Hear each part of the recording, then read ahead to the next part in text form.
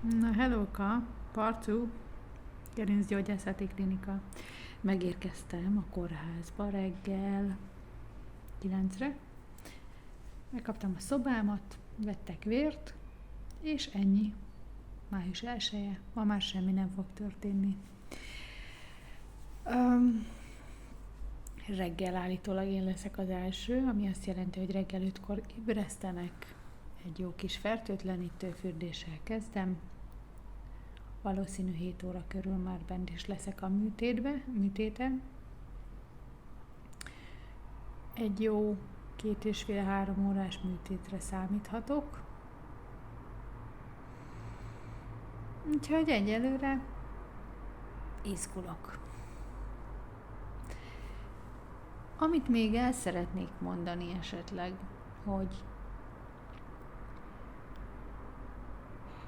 miért is műtenek. Ugye? Elég fontos. Van többféle sérvem is, de jelen pillanatban nyaki gerincsérvet műtik, ami sajnos már annyira kint van, hogy elér egy ideget, ami lehúzódott a vállamba, tehát korlátozza a jobb karom mozgását, zsibbad, alapockám, és állandó fájdalommal jár. Sajnos ez a sérv már nem az a fajta, ami gyógyítható és visszahúzódik, így hát egy műtét, ami rám vár, az nem túl bizalomgerjesztő. Nyakon hosszába egy 8-10 centis vágás. Félrehúznak mindenféle nyelőcsövet, légcsövet, mindent. Hátra nyúlnak, és ebből az irányból fogják a sérvet eltávolítani.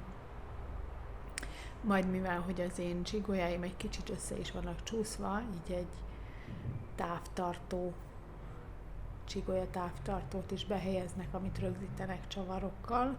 Remélhetőleg csak egyet, de már volt róla szó, hogy esetleg 3 csigolyát kell rögzíteni. Nem hangzik túl jól, de műtét után feltéve, ha tudok beszélni, jelentkezem és mesélek. Szorítsatok. Sziasztok!